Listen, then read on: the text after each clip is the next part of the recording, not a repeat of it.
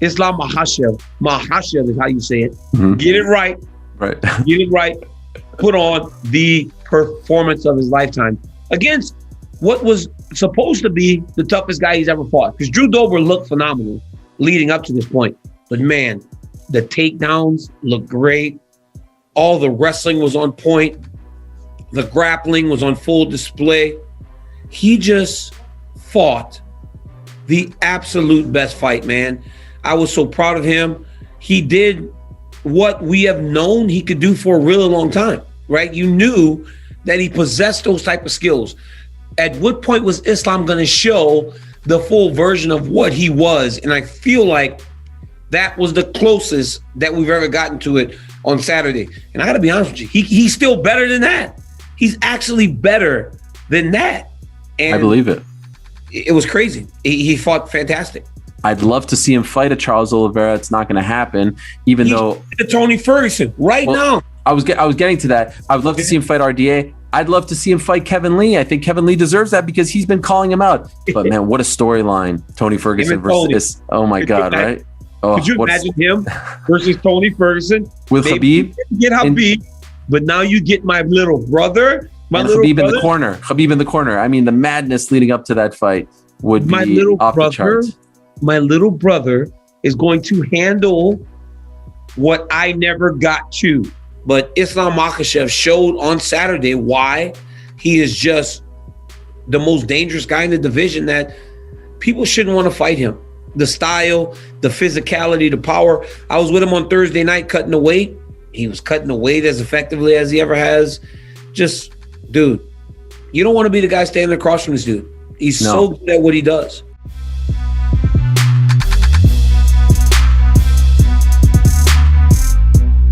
You think, all right, I could actually be next for Izzy. I mean, I win this fight on April 10th. I'm the next one to fight him. What are the chances of that? Yeah, there's big chances, man. I think me and Marvin are knocking on the door. It's like a little mini middleweight competition right now, the same as lightweight. So it definitely it excites me. You know what I mean? To just be at the top and be getting these chances and knowing what's next and all that. But I've got a steamroller in front of me here. I don't want to look too far ahead. I know he's like, calling me out practically and stuff like that. And I've called him out for a long time.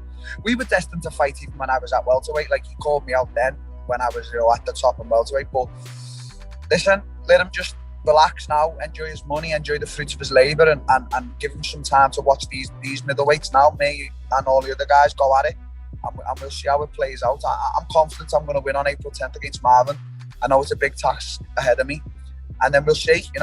We'll see. It feels like it's going to be a long year with like COVID. I feel like our English government are lying to us, like saying they're letting us out in June or May, and I feel like it's all a lie. So I don't know. It's going to be a long year.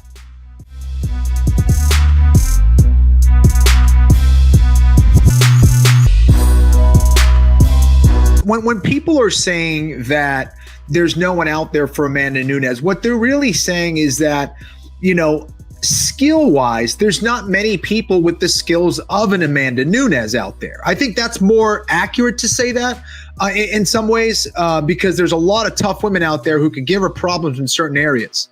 But as far as overall skills, I think Shevchenko is one of the few who can kind of match her there. As far as overall skill set and what she can do inside the octagon, Shevchenko is one of the few who can match her there. So that's why I think that fight is very interesting and why we saw a close fight in the past.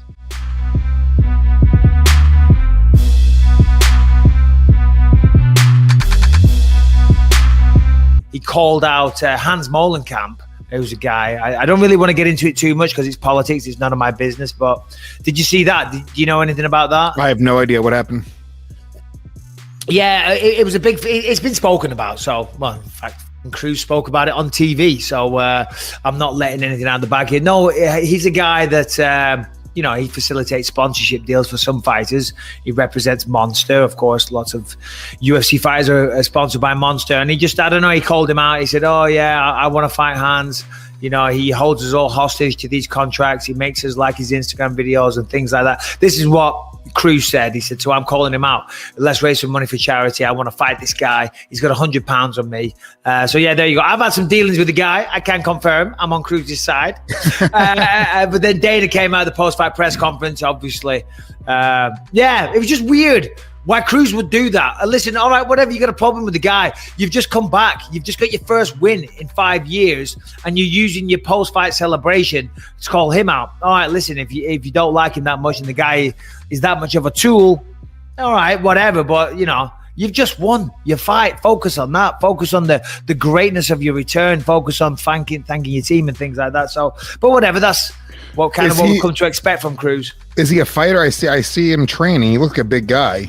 He's not a fighter, no. He's not a fighter. I'm reading a wannabe. Just when Dominic Cruz said that, I think a lot of people in the mixed martial arts community that have had to deal with this guy's BS cheered and celebrated. So Dominic Cruz, Thank you for what you said there, actually. I take back what I said. You know what I mean?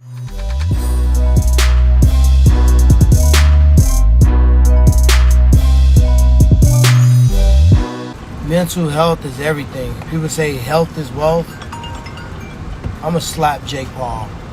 My phone has blown up 300, 400 times because he leaked my number on some video.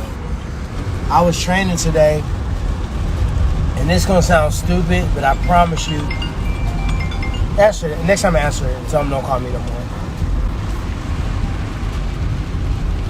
Hello? Hey, yo, what's good? What's up? Who is this? Hey, is this Tyron Woodley? Who is this? I'm at the agency at the UAE. The what? I'm calling to see if you're in the training camp. In what training camp? Are you at training camp right now? What training camp are you talking about? About your fight at March 28th. Why wouldn't I be in training camp for my fight, and why would you be calling and bothering me during the training camp? You don't want me to focus in and zero in on my opponent? Training with Ben Askren. I know what you're asking me because you got my number off of a video, and that's why you were calling me, because you saw my number. But if you really think about it, there's so much that goes into this fight, mentally, physically, emotionally. So when you guys are calling me because you saw my number, man, I'm wishing you the best of luck. I appreciate that, but I'm telling everyone, I appreciate you and I thank you, and that's why I answer. But at the end of the day, I need for you guys to let me lock in. I don't really do the phone calls and stuff while I'm training or something. I need y'all to let me lock in. So if you can respect that, I would greatly appreciate it. All right, my man. Will you be blessed, brother? My bad, man. My bad. All right, no worries. Yeah, so my number was on some video, so everybody was calling me, and I'm like, why y'all calling me? You know I have a fight, but I can't expect people who have never fought to understand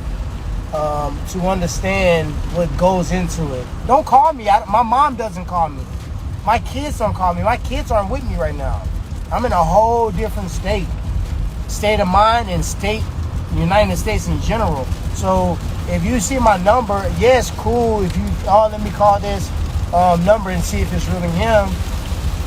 But when you take 1 or 2 minutes times 300, and I'm driving in traffic, driving in rain, training my off, massage therapy, stretching, all the stuff to get ready to train, and then training stuff to recover from training, I don't even have a minute for nobody, to be real.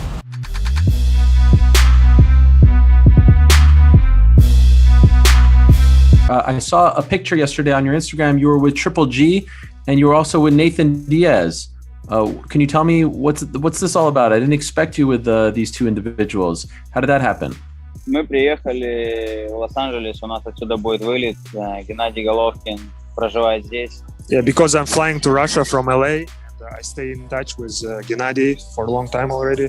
So he just sent me a message and we met, cooked some barbecue. He gave me a lot of good advices. So it was a good meeting him. And I met Nate Diaz by chance. Just by chance, we were eating at the one spot and talking at the parking lot. And Nate with his friends were passing by and they saw us and stopped. They come to us shake our hands, just took some picture, we talked a little bit, and then they left. Did Nate Nate Diaz сказал, что я побил Стерлинга, и он поступил как сучка, он сказал. Nate Diaz told me that I beat Sterling, and Sterling acted like a pig. Okay. But man, what a storyline! Tony Ferguson versus oh my god, right? Oh, could you imagine him versus Tony Ferguson with Khabib? Get Khabib, but now you get my little brother, Khabib in the corner. Khabib in the corner. I mean, the madness leading up to that fight would my be little off brother the charts. Is going to handle. Yeah.